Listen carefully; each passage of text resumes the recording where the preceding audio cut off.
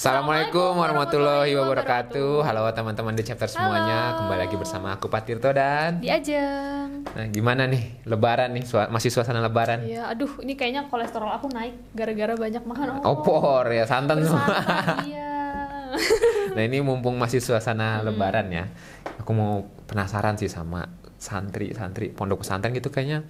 Aku sih ngebayanginnya agak skeptis ya, tapi dengan perkembangan zaman gimana sih, kayak apa sih sebenarnya? Iya kan, kemarin-kemarin aku juga udah sempet berkunjung ke salah satu pesantren. Nah benar, tapi lihat itu aktivitas pesantren-santrinya tuh menarik-menarik. Malah kayaknya malah maju banget ya. Iya betul. Gak tertutup dengan teknologi. Nah, ini kan sekarang kita udah kedatangan Ustadz Hasan MPD. Sebagai pengajar di Pondok Pesantren Darul Amanah ya. Siap. Ini di mana sih pondok pesantrennya? Pondok Pesantren Darul Amanah yaitu berlokasi di Dusun Kabunan, Desa Ngadiwarno, Kecamatan Sukorejo, Kabupaten Kendal. Provinsinya tentunya Jawa Tengah.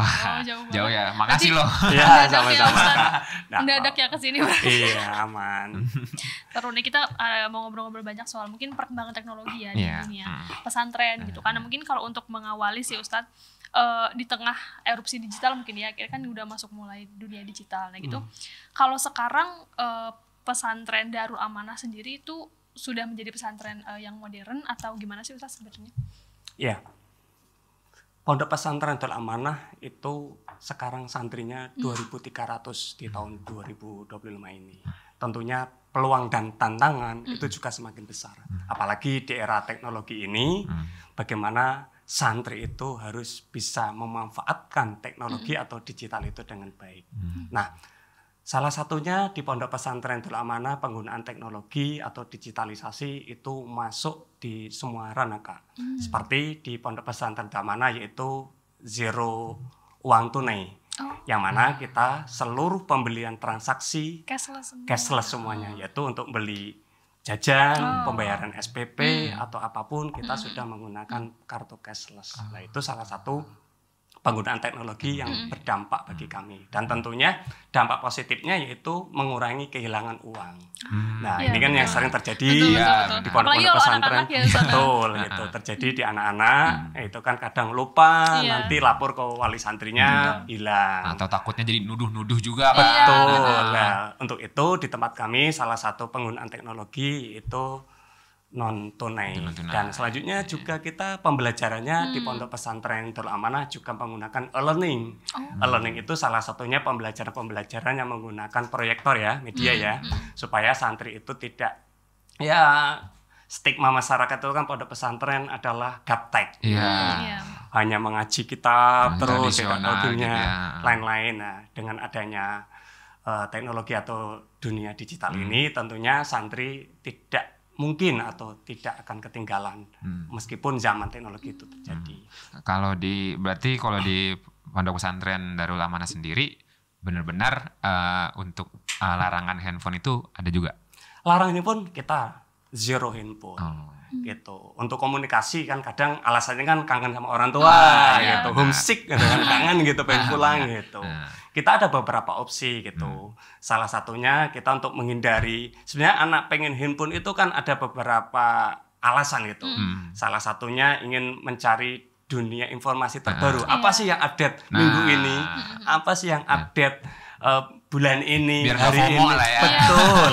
Nah, tentunya kita dari pesantren itu punya beberapa tim. Kita punya tim namanya tim media. Nah, tim media itu tidak hanya setiap hari membuat konten-konten dakwah Islam, ataupun biasanya kita juga membuat video-video pendek, ataupun membuat konten-konten kita ke website. Tapi kita juga mencetak berbagai artikel. Misalkan ini anak cowok misalkan nih, Kak. Anak cowok tuh biasanya kalau lagi musim sepak bola itu kan mereka pengen tahu, wah ini tim kesayangannya masuk klasemen berapa ini, lolos atau tidak. Nah, kita dari pesantren pun memfasilitasi. Kita cetak artikel-artikel dari sumber-sumber yang valid, kita tempel di mading. Tentunya itu memberikan pengetahuan, wawasan. Meskipun santri tidak megang HP, tetapi kan dunia informasi dari luar kita bantu di situ. Berarti ada tim-tim yang meriset ya, khusus untuk media gitu. Betul. Bahkan kita juga memfasilitasi, tetap ada batasannya tentunya Kak. Kita waktu makan siang, kemudian makan malam, itu kita siarkan televisi di tempat kami. Tentunya kebijakan ini pun di beberapa pesantren masing-masing beda ya Kak. Ada yang boleh atau tidak, tetapi di tempat kami khususnya di Pondok Pesantren Baitul Amanah itu kita batasi. Itu pun nonton televisi pun tidak yang sembarangan sinetron, tidak. Ketika waktu jam makan siang biasanya berita-berita ringan. Seperti itu. Kemudian juga kadang informasi-informasi yang sekiranya itu mendidik untuk santri itu sendiri. Kita ada namanya bagian taklim.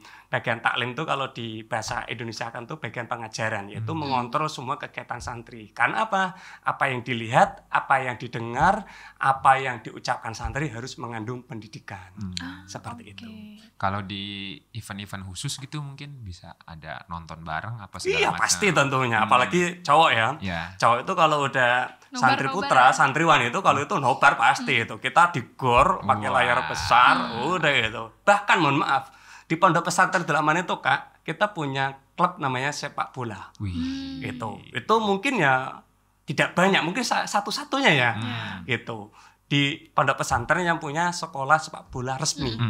Wah, kita juga kemarin alhamdulillah Pondok Pesantren Baitul Amanah sepak bolanya itu karena santri itu yang dikatakan Kakak tadi tidak hanya mengaji ya, tidak hanya mempertahankan tradisi keilmuan agama, tetapi di tempat kami di Pondok Pesantren juga memfasilitasi berbagai ekstrakurikuler, salah satunya sekolah sepak bola. Alhamdulillah kemarin kita mewakili Indonesia di tingkat ASEAN di Bali Kak. Kemudian kita juga bermain di Singapura, itu mewakili itu tingkat Asia mungkin ya, karena melawan Australia, kemudian melawan dari India dan lain-lain. Kita juga 8 besar Kak, satu-satunya pesantren Kak. Itu tidak hanya di Indonesia, mungkin di dunia yang ikut di turnamen itu hanya satu-satunya pesantren itu dari Pondok Pesantren Baitul Amanah. Ya karena mungkin kalau pesantren kita tahunya emang di Indonesia ya. Betul. Apa namanya dominannya pesantren juga gitu. Tapi kalau di lingkungan pesantren sendiri, Ustadz itu kegiatan sehari-hari anak-anak itu biasanya dimulai dari bangun tidur terus sampai nanti malam lagi itu seperti apa sih kegiatannya? Kalau di pesantren Darul Amanah itu Kak, biasanya kalau sebelum subuh kita biasanya ada sholat tahajud. Itu biasa seperti pondok pesantren umumnya. Kemudian anak-anak sholat subuh berjamaah. Nah, kebetulan di pondok kami itu lokasinya di pegunungan Kak, di lereng Gunung Perahu, Dieng gitu Kak. Iya, dingin banget ya.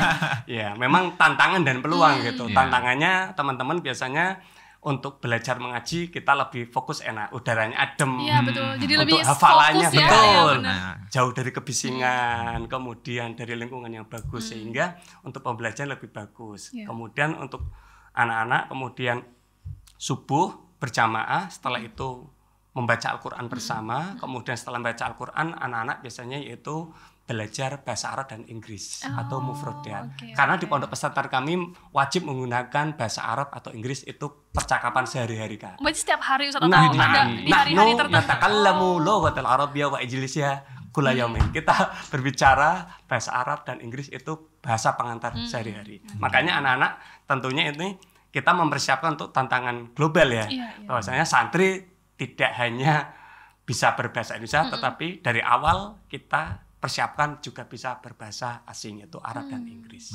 Luar biasa. Kalau kegiatan hiburan mungkin kan ya kalau yang dari mungkin sebelum masuk pesantren kita tadi gitu ada pembatasan menggunakan handphone gitu kan. Mungkin mereka kan kehilangan ini ya nggak cuma nyari informasi tapi hiburan gitu. Nah, untuk kegiatan kalau kegiatan hiburan sendiri mungkin tadi selain yang main bola mungkin ada apa aja?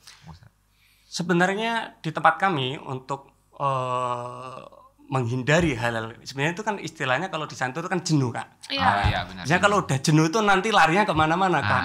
Nanti santri melanggar, nanti santri punya pikiran kemana-mana dan lain-lain. Nah untuk menghindari itu semua di tempat kami khususnya di Pondok Pesantren Baitul Amanah itu punya banyak fasilitas untuk memberikan wadah ya, memberikan mewadahi anak-anak untuk bereksplor. Misalkan salah satunya adalah pramuka Kak, itu pramuka kita kemarin juga mewakili Indonesia Kak, Jambore Dunia di Korea Selatan. Nah, kita mengirimkan 20 santri itu, kemudian kita juga jadi anak-anak yang pengen apa kita fasilitasi Kak. Misalkan anak yang sering tulis-menulis nih, misalkan ada yang sering buat puisi, suka baca novel, baik putra atau putri, kita punya komunitas namanya Kisdah. Kisda itu komunitas ilmiah dan sastra santri Darul Amanah. Jadi kita punya wadah-wadah tersendiri. Anak pengen dunia seni, gambar-gambar, kita ada klub gambar atau klub hot bahasa kasarnya. Kemudian yang pengen dunia olahraga, kita ada voli, sepak bola, ada panahan juga Kak kita. Gitu. Jadi intinya kita mewadahi anak-anak itu jangan sedikit bagaimana ya? Jangan bikin lengah atau jangan sampai beri sedikit ruang untuk mereka nganggur lah gitu. Jangan sampai mereka kalau bahasa orang kita mah gabut lah gitu. Nah, kalau udah gabut tuh nanti bawaannya pengen pulang. Akhirnya pengen melanggar karena nggak ada kegiatan. Akhirnya dari Pondok Pesantren Darul Amanah tentunya memberikan wadah-wadah itu semua supaya anak, bahkan Kak, nanti biasa anak baru nih datang nih. Yuk, yang suka apa gitu. Nanti kita fasilitasi. Jadi punya klub-klub. Jangan sampai anak tuh tidak masuk klub Kak. Gitu. Jadi kita mewadahi betul supaya anak-anak itu punya wadah untuk bereksplor, untuk berkreasi, berinovasi, dan tentunya kuncinya dari Pondok Pesantren Darul Amanah kita serius sih Kak. Misalkan komunitas ilmiah dan sastra, kita berkunjungnya ke UGM Kak, ke Fakultas Sastra UGM. Jadi tidak hanya sekedar di dalam menulis puisi atau enggak, tapi kita benar-benar belajar ke tempat-tempat yang kita kunjungi itu yang benar-benar kita yang expert ya, yang sesuai dengan apa yang kita kembangkan ini. Yang tadi sepak bola berarti kita seriusi dengan turnamen-turnamen.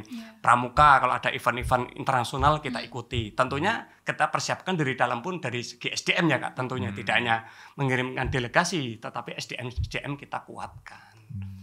Gitu. Aku yang ini agak minder juga jadi karena semuanya kayak diseriusin gitu kan. Kalau aku kan biasanya ekstrakurikuler mungkin. Yang main sepak bola terserah gitu. Main gitu aja. Kita serius. Terus kayak cuma 2 bulan udah capek.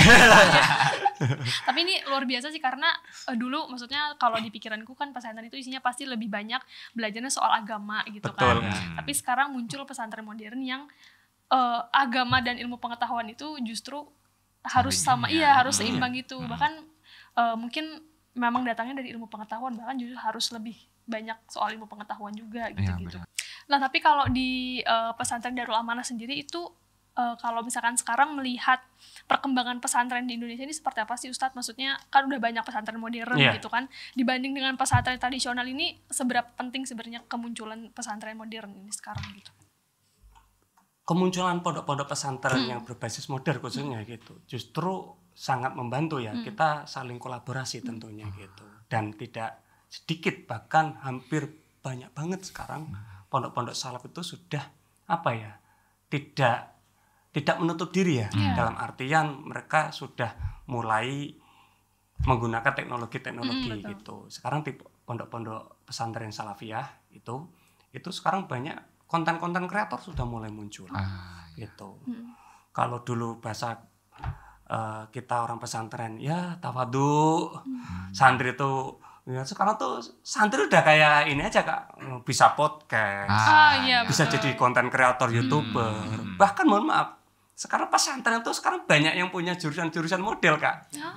Iya, dan itu tidak hanya di pondok modern Kak, di pondok salaf itu pun punya Kak, tidak menutup diri. Sehingga di era digital ini atau teknologi ini pesantren tentunya sangat mendukung dan sangat adaptif tentunya.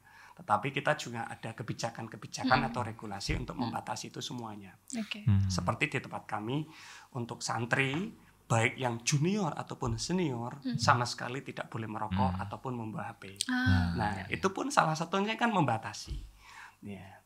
Meskipun mungkin ya ada di beberapa pesantren yang membolehkan, itu pun regulasi masing-masing, silakan gitu. Tentunya kami di Pondok Pesantren Darul Amanah itu sangat adaptif dengan adanya teknologi ini. Kita membuat konten YouTube, kita setiap hari upload di Instagram dan memberikan informasi kepada wali santri, tentunya kepada santri dan kepada masyarakat. Sehingga teknologi ini baik pesantren salafiyah ataupun modern tentunya ya welcome sekali gitu.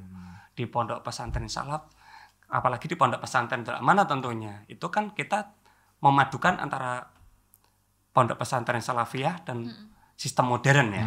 Yang mana kita di pondok pesantren Darul Amanah kajian kitab kuning itu kan kita sudah bahasa pembelajaran sudah learning semuanya gitu. Sudah bukan hal yang harus kita tutupi, kita harus anti teknologi, kita harus anti HP gitu. Santri pun ketika penggunaan teknologi misalkan tidak menggunakan HP untuk akses teknologi, tetapi kita dari pesantren Darul Amanah ada pembelajaran komputer.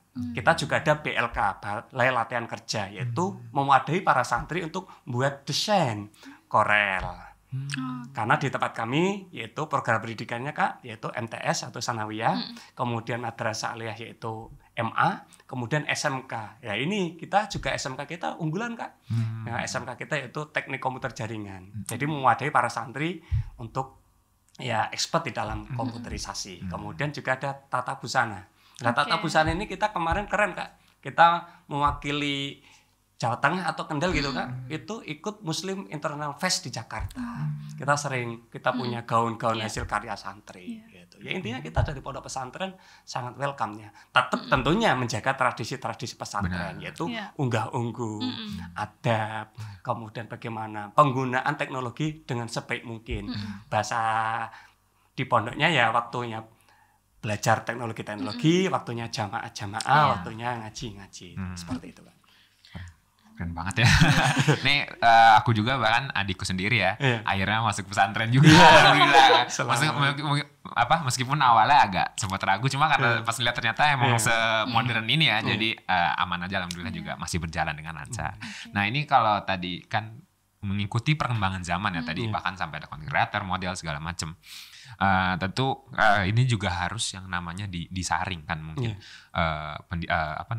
konten-kontennya segala macam. Nah ini menyaringnya berdasarkan apa sih Ustadz? Karena mungkin kalau misalnya yang aku bayangkan ya tren zaman sekarang kan itu nggak ada di Al-Quran ya, nggak ada yang mungkin nggak disebut secara langsung, itu gimana ya Ustadz? Menyaring konten-konten yang di luar melanggar gitu. Yang dari luar ke dalam ya. Kalau untuk konten-konten dari luar ke dalam tentunya pendampingan yang kuat gitu kan. Jadi misalkan anak-anak lagi pembelajaran komputer untuk mengakses belajar digital misalkan, tentunya para pembina atau pembimbing atau guru atau ustadz itu ya secara periodik keliling. Otomatis kalau guru itu periodik keliling, otomatis kan tidak ada celah untuk anak untuk ke hal-hal yang lain tentunya. Yang kedua adalah pembimbingan yang terstruktur. Dalam hal ini, yuk anak-anak tugasnya hari ini membuat misalkan seperti ini. Lah nanti otomatis anak-anak kan akan fokus kepada itu. Tidak ada waktu untuk misalkan akses YouTube nonton drama Korea atau apa. Atau karena yang dia penasaran betul, gitu kan. Karena kan anak juga terfokus ini ada tugas ini. Oh ini ada pembelajaran ini. Sehingga tersaring secara sistem itu bisa terjadi. Kalaupun penggunaan teknologi di dalam diri sendiri kepada kepada keluarga besar ya, dalam arti ini tidak hanya santri, kepada guru, bahkan di pondok pesantren Darul Amanah, guru itu paling terakhir itu mainan HP ya kalau kita gitu, mengakses itu ya maksimal itu jam 10 jam 11 kan. Supaya apa? Guru tuh nanti tidak sampai, mohon maaf ya, sampai malam main game ataupun nanti hal-hal yang lain. Nah, nanti akhirnya subuhnya telat. Nah, untuk menghindari itu semua di pesantren kami, guru-guru yang di dalam pondok pesantren itu kita batasi. Bahkan itu ada yang keliling itu, Kak. Oh, ada itu juga, guru senior yang keliling itu ngecek bener ya gitu. Nah, itu salah satu batasan atau filter atau saring supaya tidak hanya santrinya saja, tetapi tenaga pengajar atau guru-gurunya pun juga ikut tersaring. Ada aturannya juga ya. Nah tadi sempat di mention juga ada kolaborasi dengan pondok pesantren lain. Nah ini kolaborasinya ngapain aja sih Ustadz? Kalau dalam kolaborasi kita banyak Kak. Dalam dunia digital kita ada namanya Media Pondok Jateng. Jadi Media Pondok Jateng itu adalah asosiasi ya atau komunitas media milik pondok-pondok pesantren se-Jawa Tengah. Nah, ini yang terbaru itu kita ada Kopdar. Nah, seperti itu pun tentunya, dan itu antara pondok modern dan salaf kita kolaborasi Kak. Bahkan kita fastabiqul khairat ya, berlomba-lomba dalam kebaikan. Jadi yuk kontennya sebanyak mungkin, sebagus mungkin gitu. Dan kontennya tuh ngikuti zaman sekarang gitu, yang ada lucu-lucunya, kemudian yang supaya para pemirsa ya atau para masyarakat melihat tuh nggak jenuh. Konten pesantren kok hanya hadis, Al-Quran, seperti itu. Kayak orang-orang luar juga relate jadinya. Betul, akhirnya para masyarakat atau kaula muda tuh melihat, oh dunia pesantren ternyata asik ya, benar, seperti itu. Jadi sehingga kita kolaborasi itu tentunya sering nggak gitu, baik yang kebersamaan ataupun nanti kita sharing bersama. Dan biasanya kita juga saling tag Kak. Di tag gitu misalkan kita pesantren ini nanti nge-tag ke pondok lain gitu. Jadi bahkan kita ada perlombaan Kak, perlombaan konten antar pesantren. Ayo kolaborasi, nanti dinilai tentunya dari juri yang independen seperti itu. Berarti santri-santrinya juga pun ikut. Iya. Di pondok pesantren Dolaman itu Kak, kita tuh ada namanya OSDA. Jadi kayak di luar ya OSIS lah ya gitu, pengurusnya gitu. Jadi tidak hanya konten ataupun bagian fotografi ataupun yang digitalisasi itu dipegang seluruhnya kepada tenaga pengajar atau ustadz, tidak Kak. Jadi santri terlibat langsung. Bahkan beberapa tamu luar negeri ataupun pejabat wakil menteri agama, kemudian Gubernur Lemhanas ke tempat kami, tokoh-tokoh nasional, itu santri Kak yang ngambil dokumentasi. Nanti mereka yang membuat rilis beritanya. Tentunya santri tetap nanti akan direview oleh tenaga pengajar atau guru pembimbingnya. Supaya nanti berita yang keluar itu terfilter dengan baik. Ya ini kalau ngomongin dunia digital tadi kan pasti perubahannya tuh nggak menutup kemungkinan pasti ada tantangannya juga gitu kan. Nah, Ustaz kalau dulu mungkin awal-awal digitalisasi gitu kan harus memulai semuanya belajar teknologi gitu kan. Nah itu mulai dari internal tenaga pendidiknya sampai santrinya itu awal mula belajar soal teknologi, apakah ada tantangan dan kesulitan itu bentuknya seperti apa sih Ustaz? Tantangan pastinya ada. Kalau ada peluang pasti ada tantangan gitu. Tantangannya yang paling besar adalah generasi yang kecanduan. Jadi kecanduan tuh misalkan anak kalau sudah belajar teknologi itu kan nyaman. Misalkan kita menggunakan e-learning, pembelajaran menggunakan proyektor, laptop dan lain-lain. Akhirnya anak itu tidak fokus kepada gurunya. Maka akan fokus kepada proyektornya. Apa sih ini? Pembelajarannya apa ini? Cuma indera penglihatan kan. Gitu. Akhirnya sebenarnya berkurang. Tapi kita mensiasati itu dengan semua dengan cara menjaga kewibawaan guru. Nah, kalau gurunya wibawa tentunya santri itu pun akan mengikuti dengan baik. Dan tentunya metode-metode pembelajaran pun dimaksimalkan. Misalkan menggunakan e-learning. Nah, kita menggunakan teoritis maksudnya secara materi dulu, guru akan menerangkan, santri mendengarkan, setelah itu akan ditayangkan. Misalkan nih kita guru misalnya pelajaran sejarah Nabi. Nah, yuk Nabi Musa itu dulu melempar tongkat, bisa membelah lautan. Nah, kalau santri kita menjelaskan punya bayangan-bayangan aja gitu, apakah lautnya langsung terbelah atau bagaimana. Maka setelah selesai baru ketika selesai diterangkan oleh guru, santri langsung, yuk ini sekarang kita lihat contohnya visualnya. Ini adalah simulasinya ataupun animasinya. Sehingga antara guru dan teknologi itu bisa seimbang.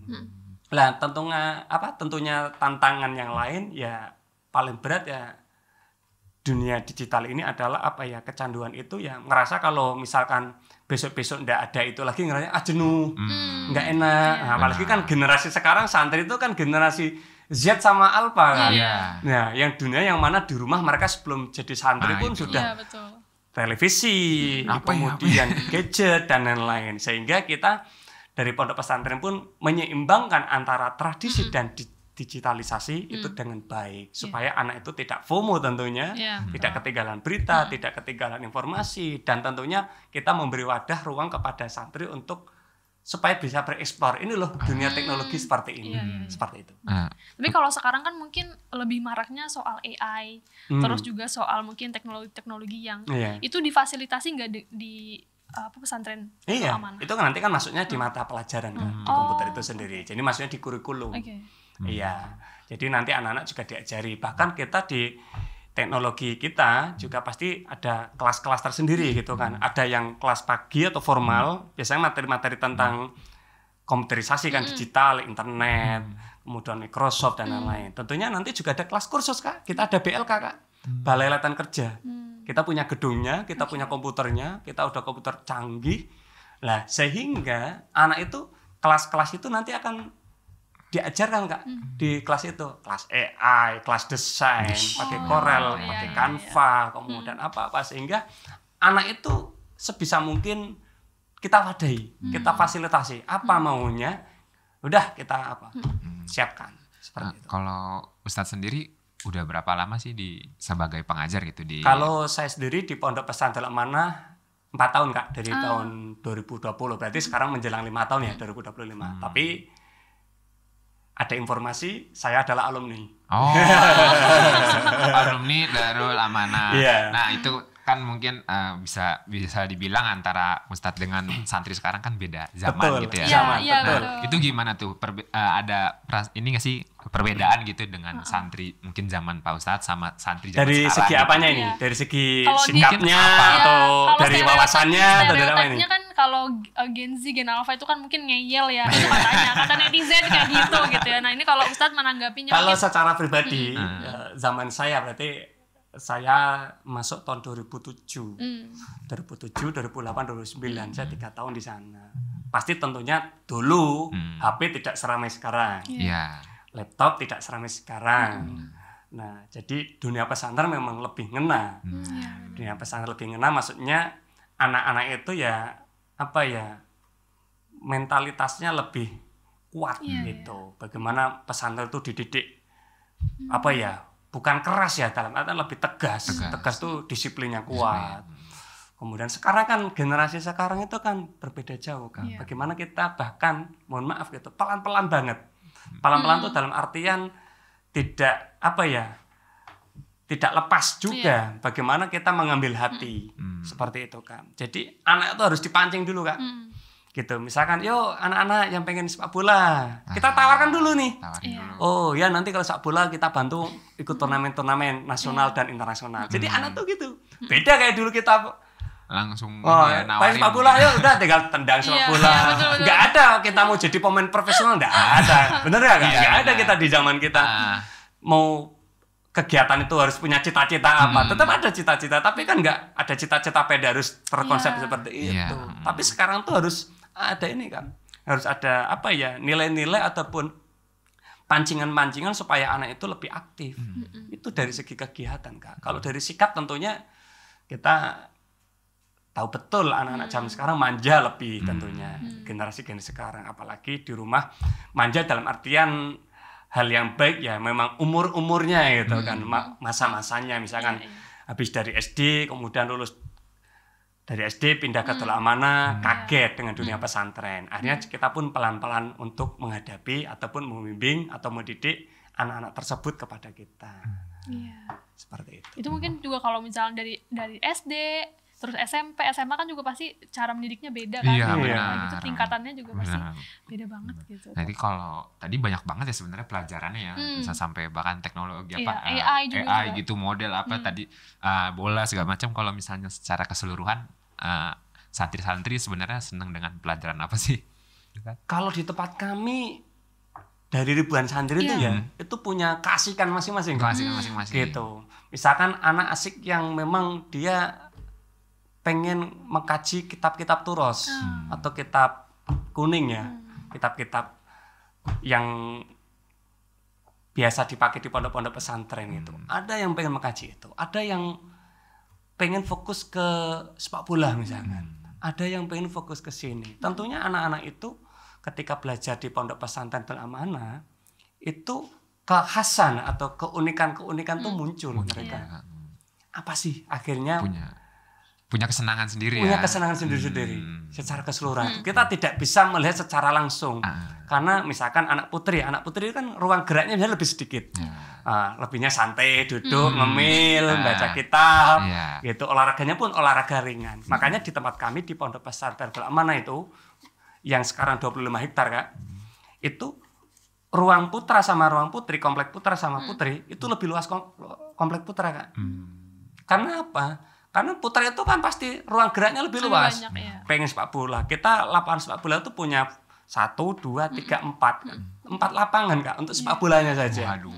Nah, soalnya cowok kalau tidak ada ruang gerak itu nanti ngalamun, duduk, yang lain olahraga gitu. Maka untuk secara keseluruhan itu keunikan anak-anak tuh ya masing-masing kita tidak bisa mendeteksi secara langsung. Tapi kalau secara umumnya Kak, itu kalau cowok pasti tentunya sepak bola. Nah gitu aja. Kalau cowok kalau cewek tentunya pasti ke dunia yang santai. Biasa ke perpustakaan, membaca kitab. Yang dunia santai aja. Kalem ya. Betul. Kalaupun olahraga paling badminton. Atau mungkin tata busana, model. Nah, seperti itu. Jadi yang feminin gitu. Karena kita tentunya tidak bisa melarang secara langsung ataupun tidak bisa membatasi juga. Karena kita selagi itu tidak melanggar syariat dan ada batasan-batasan tertentu, anak exploring. Karena kita punya adanya pancajiwa. Pancajiwa ada salah satunya adalah kebebasan. Kebebasan itu adalah memberikan ekspresi. Silahkan santri mau ngapain, mau olahraga, mau pagar nusa, mau taekwondo, mau pramuka, mau sepak bola, mau menggambar, mau pidato, mau apapun, silahkan. Kita tidak akan membatasi selagi itu ada batasannya dalam arti tidak melanggar syariat, kemudian tidak melanggar aturan pondok. Selesai teng teng teng. Nah, kita akan pakainya teng teng teng, ada tanda bunyi. Yo, waktunya mandi.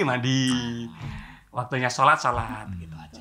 Ya, tadi kan dibahas banyaknya soal pendidikannya, terus juga mata pelajarannya yang seru-seru gitu. Benar. Ya, tadi banyak banget AI segala macam, tata busana. Jadi mungkin yang perempuan, laki-laki itu udah punya sendiri lah gitu ya kesukaannya. Nah, tapi mungkin yang aku penasaran itu hubungan para santri dengan mungkin secara berteman gitu Ustadz. Nah, mungkin kalau misalkan lihat berita-berita kan ada juga yang pembulian lah gitu di dalam pesantren, itu mungkin nakalnya berlebihan gitu-gitu. Nah, itu dari pihak pesantren cara memonitoringnya seperti apa Ustadz? Ya, itu adalah salah satu tantangan tadi. Selain peluang tadi di pesantren, tantangan ini adalah generasi sekarang. Nah, generasi sekarang itu kan beda seperti dulu. Dulu kan ketika bahasa kasarnya bercanda, itu kan ya udah selesai karena itu tahu bercanda gitu kan. Kalau sekarang kan anak-anak bagaimana menyikapinya, lebih konteksnya menyikapi ya anak-anak gitu. Baik orang tua ataupun santri terkesannya menyikapi, ya itu anak saya di ini, itu saya kok ngerasa dikucilkan gitu. Tetapi untuk semua dari pesantren Nurul Amanah tentunya ada proteksi. Proteksi itu ada hal-hal ataupun persiapan-persiapan untuk menghindari itu semuanya. Salah satunya di tempat kami untuk yang kelas junior Kak atau kelas 1 itu kita pisahkan gedungnya jauh Kak dengan yang senior. Pencegahan berarti ya. Itu salah satu proteksi satu. Yang kedua, kita berlapis-lapis Kak. Itu kita per gedung. Misalkan kalau bahasa pesantren namanya rayon. Setiap rayon itu nanti akan mempunyai banyak kamar. Nah, satu kamar itu akan dihandle yang namanya ketua kamar. Lah, ketua kamar itu akan dihandle oleh kakak kelasnya. Dan itu pun ketua kamar yang akan dipilih tidak sembarangan. Pasti yang dari pandangan dari kami dari pihak pesantren adalah orang yang ngopeni, yang bisa membimbing adik-adiknya. Tentunya seperti itu. Yang keduanya, kita memproteksi salah satunya adalah setiap seminggu sekali itu ada kumpul kamar bersama.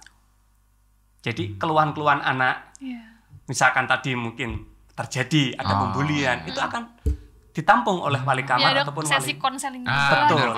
Ya, tentunya selain itu Kak, ini ada yang sangat luar biasa. Kami wali kamar tuh dari pihak ustadz atau guru. Kalau tadi kan ketua kamar dari pihak pengurus atau kakak kelas. Wali kamar itu atau ustadz setiap hari wajib memfoto dan melaporkan satu, anaknya jumlahnya berapa. Yang kedua, mengabsen. Yang ketiga, ada yang sakit atau tidak. Yang keempat, ada yang pulang atau tidak. Yang kelima, ada masalah enggak pada hari itu. Sebenarnya pembulian itu terjadi biasanya pembiaran Kak.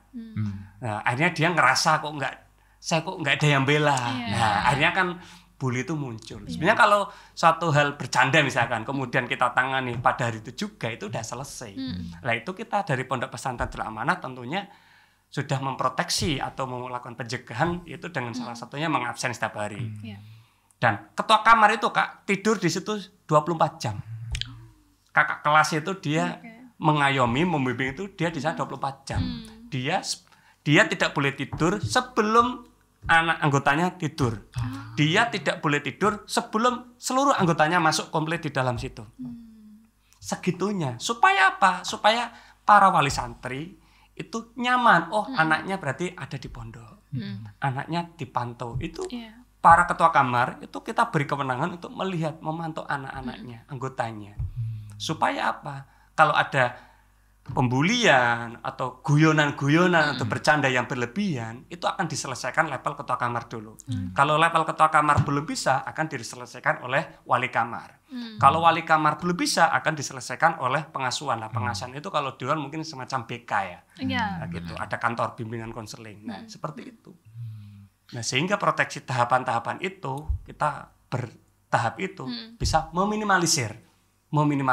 Kita kalau mau bilang menghilangkan secara total, yang namanya kita anak-anak ya, tidak hanya di dunia pesantren ya, dan tidak mungkin juga di dunia sekolah saja, di dunia masyarakat kan kadang anak-anak kecil di lingkungan tetangga kita kan kadang dorong-dorongan, kemudian kejar-kejaran jatuh, kemudian nanti digerak bully, itu pun terjadi tidak hanya di dunia pesantren. Sebenarnya dunia pesantren itu juga samalah dengan dunia-dunia di luar. Cuma kalau dunia pesantren itu lebih terprotek, lebih tersistem seperti itu. Tapi sejauh ini Ustadz sebagai pengajar nemu ini nggak sih momen-momen yang menarik gitu soal perilaku anak-anak di dalam gitu, yang paling menarik pengen diceritain gitu. Kalau dunia pesantren tuh 1001 cerita. Iya, mau dunia apa aja gitu. Tetapi kalau di tempat kami ya tidak berlebihan banget sih. Kadang mungkin kakak-kakak sering mendengar makan dari piringnya tuh seadanya. Kemudian minum dari air keran. Kemudian makan mie dari ember gitu. Dunia-dunia pesantren itu seperti itu. Cuma kita memahamkan kepada santri bahwasanya ada dampak negatifnya seperti itu. Misalkan anak-anak jangan minum air keran. Kita karena dari pesantren sudah menyediakan RO, yaitu air siap minum, baik air dingin atau air panas. Kita arahkan. Meskipun kadang ya mungkin ya 1-2 ada yang terkadang langsung udahlah seger yang dari air keran. Tapi kita edukasi terus kepada bagaimana dampak kesehatannya, kemudian dan lain-lainnya. Kemudian kalau dunia-dunia guyonannya juga asik juga sih teman-teman gitu. Yang namanya pesantren itu kan baik dunia kesehariannya di dalam kamar gitu, nanti tidurnya bersama-sama, kemudian mandi antri, kemudian makan antri, kemudian kita misalkan ke masjid harus lari-lari karena bagian keamanan ataupun bagian pengurus sudah hitung wahid isnani salah itu karena udah lari itu udah dihitung gitu. Apalagi ada dunia penggunaan bahasa Arab Inggris, anak-anak kan kadang suka bercanda menggunakan bahasa Inggris gitu. Misalkan ada bahasa Arab, misalkan Fuji itu pilih kok Ika gitu kan, tak kusangka-sangka bertemu denganmu. Lebih keren ya. Jadi teman-teman santri itu sebenarnya enjoy aja sih di tempat kami sebenarnya gitu. Anaknya nyaman gitu. Kalaupun ada yang tidak nyaman atau tidaknya itu dinamika saja ya. Bagaimana beradaptasi dengan pesantren. Tentunya kehidupan di pesantren hal-hal menarik itu muncul gitu. Nanti sering kali kadang tidur di kelas gitu. Tetapi herannya gitu, ketika dunia pesantren kadang tidur di kelas, kemudian ada yang katanya makan sembarangan, kemudian minum air, tetapi juga kita ketahui tokoh-tokoh nasional banyak dari alumni pesantren. Seperti itu. Tentunya kita ya tidak perlu menyampingkan ya ataupun stigma buruk terhadap pesantren. Tentunya pesantren punya kelebihan yang sangat luar biasa dari hal positif atau negatifnya, tapi kita menyikapinya bagaimana pesantren itu tentunya berkontribusi untuk negeri ini. Dari cerita-cerita Ustadz tadi ternyata emang benar, malah aku ngerasanya malah ini pesantren kayaknya lebih maju daripada sekolah biasa. Karena kayaknya lebih lengkap semuanya kayak difasilitasi, diseriusin, terus tadi menangani pembulian juga gitu kan. Nah, di sini sebenarnya metode pembelajaran yang seperti itu sebenarnya belajar dari mana sih dapat bisa semaju gitu. Segalanya diseriusin, lalu ada penanganan bully juga. Ya, kita tentunya dari Pondok Pesantren Amanah kita juga tidak menutup diri gitu. Kita juga tetap masih belajar dengan pondok-pondok lain. Kita mengambil mana yang baiknya gitu kan. Kita belajar dari pondok A, dari pondok B, bahkan seperti sistem cashless itu kan sistem cashless itu kan dari dunia luar kan udah hal biasa. Akhirnya cobalah kita terapkan untuk di pondok pesantren. Bisa atau tidak? Oh, ternyata bisa. Jadi gitu. Jadi tidak hanya kita belajar dengan pondok pesantren saja, tetapi bagaimana kita belajar dengan yang non pesantren ataupun di dunia lain, yang sehingga untuk bisa membantu sistem yang ada di pondok pesantren itu sendiri. Tapi Ustadz kalau yang tadi sistem cashless itu kan para santri nggak boleh bawa ponsel kan? Kemudian kalau misalkan untuk pembayaran gitu dari mana? Nah, supaya bisa. Di tempat kami cashless itu kan para wali santri itu kan punya HP masing-masing. Kita mempunyai sistem namanya smart system. Lah smart system itu para wali santri bisa ngecek absen kehadiran santrinya. Ngecek saldo santrinya. Bahkan smart system itu Kak, para wali santri itu bisa tahu jajan hari itu apa. Itu tertulis. Karena santri misalkan dia cashless itu kan kecil kayak ATM itu Kak. Lah itu nanti mau beli gorengan aja Kak, beli tahu, beli tempe atau beli apapun itu di tap, nanti bagian koperasinya itu kan pasti orangnya betul. Nah, orangnya berarti ini yang punya kan, saldonya berapa. Nah, nanti langsung udah wali santri itu data yang di komputer pondok itu akan muncul juga di HP wali santri Kak. Bahkan mohon maaf, wali santri pun bisa ngunci. Anak saya kok boros sekali nih. Ada limitnya, betul kan? Iya, betul. Kalau istilah bank tuh kita ada nomor rekening blokir ya. Nah, jadi para wali santri bisa memblokir atau melimit anak saya maksimal 50.000 per hari bisa. Seperti itu. Wali santri punya kewenangan dan bisa dilihat, anak saya uangnya tinggal berapa, karena muncul di saldonya ATM ataupun cashless-nya santri itu muncul di HP-nya wali santri. Ya dunia digital tentunya kita sangat berterima kasih ya, sangat tidak menutup diri pesantren tentunya untuk memberikan fasilitas kemudahan kepada wali santri. Tentunya juga kita pembayaran SPP yang dulunya kita SPP orang tua kan harus ada kertas bulan ini. Nah, sekarang semuanya sudah by teknologi. Semuanya dunia genggaman atau gadget, satu HP bisa untuk bagaimana perkembangan santri. Jadi memang nggak menolak ya, dan malah menggunakan untuk metode belajar dan fasilitas di pondok pesantren. Ada pertanyaan lagi? Seru, jadi pengen tahu lebih banyak soal ini ya. Aku mau ke pesantren lagi. Iya, siap. Kami tunggu. Dingin juga tuh kayaknya. Iya, dingin. Ya, karena di Dieng kan. Benar, mungkin ya. Kapan-kapan gitu. Kita pengen lebih tahu banyak soal lingkungan pesantren. Mungkin kita mau kasih kata-kata gitu biasanya terakhir mungkin mau dari Ustadz sendiri mau ngasih pesan gitu untuk para penonton gitu yang masih ada stigma soal pesantren, lalu gimana sih sekarang pesantren beradaptasi dengan teknologi, boleh silakan.